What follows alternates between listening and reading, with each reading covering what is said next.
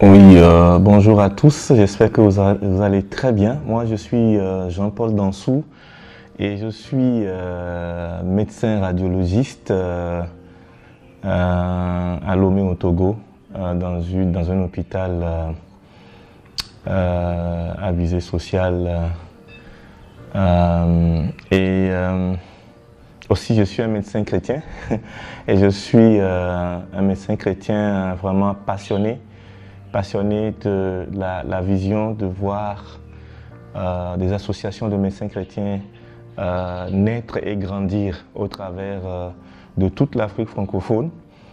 Et c'est pour ça que j'ai décidé de faire quelques capsules vidéo pour pouvoir vous motiver, pour pouvoir encourager les associations naissantes ou les associations qui existent déjà, ou pour pouvoir susciter la naissance des associations nationales au travers de toute la francophonie africaine. Dans Acte 4, le verset 32 à 33, la Bible nous dit que la multitude de ceux qui avaient cru n'était qu'un cœur et qu'une âme.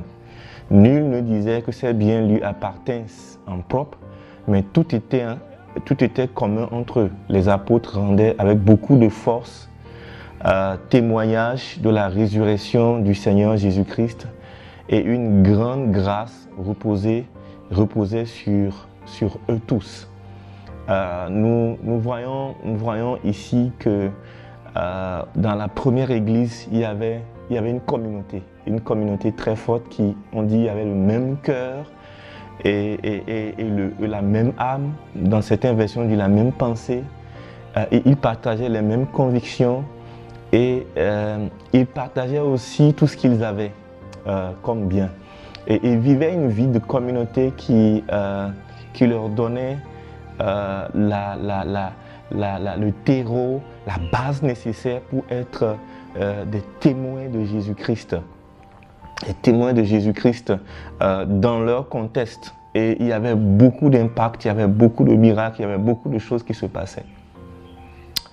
Et je crois fermement dans mon cœur que la vision de l'ICMDA, qui est un témoignage chrétien dans chaque communauté de chaque nation, passe par ce même processus. Lorsque des hommes et des femmes d'une même nation se retrouvent autour de la foi chrétienne, avec un même cœur, une même âme, avec des convictions fondées sur la parole de Dieu, lorsqu'ils se mettent ensemble, mettent tout ensemble, leurs biens, leurs forces, leurs talents, leur énergie, leurs capacités ensemble, alors ils sont capables de susciter, de produire un témoignage réel, de former des hommes, des femmes qui seront des témoins réels sur leur lieu de travail, au travers de leur pratique médicale, dans leur nation et au-delà. Alors, je suis très convaincu de cela. Je pense que c'est encore possible à notre temps.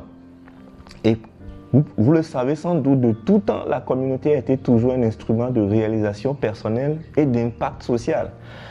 Une vie vécue isolée nous conduit à l'égoïsme, nous prive des dons des autres qui devraient nous enrichir et nous empêche de développer les nôtres.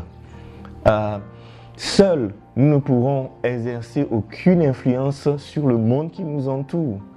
Et nous sommes obligés de subir les lois, de subir les contraintes, subir la loi de ceux qui sont ensemble et qui nous forcent et qui nous imposent des choses qui ne sont pas bien pour notre épanouissement, ou contre lesquelles par rapport auxquelles nous sommes pas d'accord.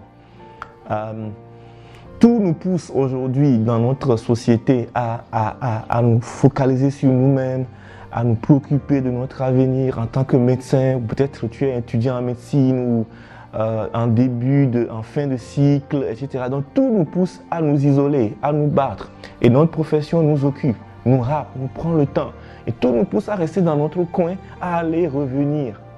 Mais la parole de Dieu nous invite à nous unir, à chercher, à nous connecter entre frères, à nous connecter entre sœurs, afin que la communauté produise vraiment en nous l'élément nécessaire pour notre croissance, notre épanouissement, et afin que nous développions nos dons et que nous puissions servir les autres, la seule source de vrai bonheur.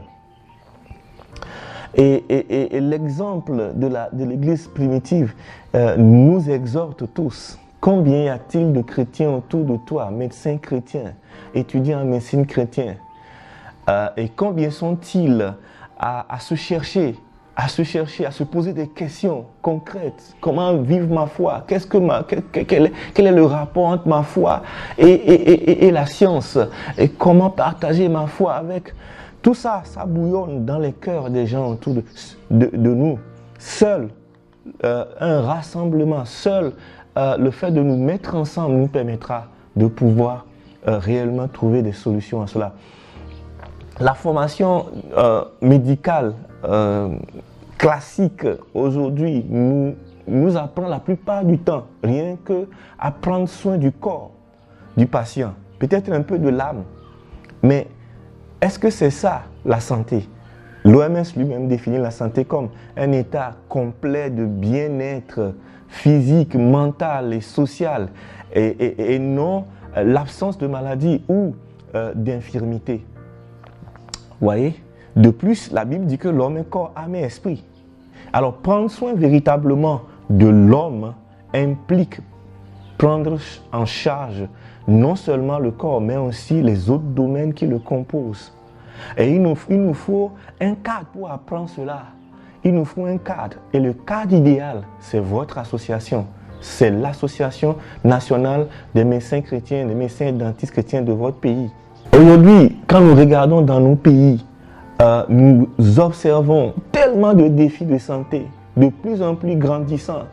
La pandémie du Covid nous a montré que malgré le développement scientifique, nous sommes toujours impuissants devant certaines maladies. Mais nous regardons aussi, surtout dans nos pays francophones africains, nous voyons le défi qu'il y a, des maladies non transmissibles qui augmentent, des cancers qui augmentent. Et c'est sûr, l'État seul, en tant qu'institution, en tant que gouvernement, ne peut pas faire face à cela. Et nous ne pouvons pas dire c'est à l'État de faire ci, c'est à l'État de faire ça, c'est à l'État de faire ci. C'est aux hommes, c'est aux gens que Dieu a appelés dans un peuple de se lever et de faire face aux défis. Et Dieu a besoin d'hommes et de femmes qui aiment leur nation et qui se mettent à ses côtés et pour être une réponse aux défis médico-sociaux de nos nations. Et ce serait très difficile que tu le fasses seul. Tu as besoin de frères, des gens avec qui tu partages les mêmes convictions. Mais nous avons le choix de passer notre temps à critiquer notre État, à critiquer le gouvernement et à ne penser qu'à nous-mêmes, ou de pouvoir nous lever et d'agir pour changer les choses. Alors, changer les choses, oui, mais comment? Mais en nous mettant ensemble. C'est pour ça que je dis, tu as besoin d'entrer dans une association. Tu as besoin de te connecter. Cherche dans ton pays s'il y a une association nationale et connecte-toi. Parce que là, tu vas apprendre des choses que tu ne vas pas apprendre à l'église. Nous avons besoin d'associations nationales parce qu'il y a des choses que tu ne peux apprendre que dans une association nationale. Comment prendre soin du corps, de l'âme et de l'esprit. Comment spécifiquement évangéliser un patient. Le pasteur ne peut pas te faire un message spécifique en tant que médecin. Il va faire un message pour toute l'assemblée. Mais au sein de l'association, tu vas avoir un message, une nourriture spécifique pour toi. C'est pour ça que tu as besoin, c'est pour ça que nous avons besoin de construire des associations. Seuls les livres ne te permettront pas de t'équiper. Tu as besoin d'un mentor, tu as besoin d'un cadre, tu as besoin d'aînés dans la foi. Pour pouvoir être un vrai témoin, tu as besoin de devenir un disciple de Christ. Et le disciple-là se fait de personne en personne, n'est-ce pas? Jésus-Christ lui-même a pris 12 personnes et a passé 80% de ces 3 années de ministère avec eux. Et Paul a dit à Timothée, les choses que tu apprends de moi, transmets-les à des gens fidèles qui soient à même de le transmettre à d'autres. 2 Timothée 2. Alors, c'est clair que vous avez besoin de cadres pour pouvoir grandir, vous épanouir. Et puis, comment pourrons-nous fonctionner ensemble, fonder cette famille à l'image de la première église, si nous ne passons pas du temps ensemble? Si nous ne nous équipons pas, nous avons besoin d'œuvrer pour le bien-être physique, spirituel, psychosocial, matériel et professionnel de nos frères. Et quand nous sommes au sein de l'association, voilà le cadre idéal pour porter les fardeaux les uns des autres, pour discuter avec les gens qui nous comprennent, de poser les questions aux gens, de trouver nos réponses avec les gens autour de nous et de marcher dans la pensée de l'éthique médicale chrétienne, dans la pensée de l'excellence médicale et en rapport avec notre foi. Alors quand nous avons cette famille solide autour de nous, alors nous sommes forts, nous pourrons nous lancer vers l'avant en cultivant des valeurs ensemble comme l'intégrité, l'honnêteté, la redevabilité, la communion avec Dieu, la bioéthique basée sur les principes bibliques, la vie de famille, les valeurs de la sexualité, l'abstinence avant le mariage, le mariage qui dure toute la vie, une éducation appliquée de nos enfants. Toutes ces valeurs, nous pouvons les transmettre, nous pouvons les partager. Comment est-ce que le médecin chrétien peut gérer sa vie de famille? On ne peut pas appliquer ça à tout le monde. Nous avons des défis, nous avons des contraintes, nous devons faire des gardes. Comment construire des familles qui tiennent? Et toutes ces questions ne peuvent être répondues qu'au travers d'une association nationale. Alors ce matin, ce jour, ce soir, je ne sais pas quand est-ce que tu écoutes cette vidéo, je voudrais juste t'encourager à pouvoir te connecter à une association nationale.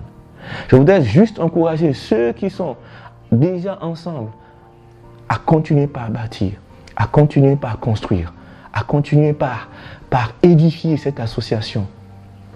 Et je voudrais encourager quelqu'un qui déjà n'a pas, il a vraiment cette envie de voir ça, à se lever et à aller vers les autres, à appeler les autres, à disposer du temps et à encourager les autres au rassemblement et à la construction. Merci d'avoir suivi cette capsule. Si tu as vraiment aimé, mets un like, partage la vidéo et je t'encourage à suivre les prochaines vidéos pour comprendre comment commencer, initier une association nationale, comment bâtir des disciples, comment bâtir des leaders, fonder une association solide. Que Dieu bénisse votre association nationale, que Dieu bénisse la francophonie médicale. Au nom de Jésus. Amen.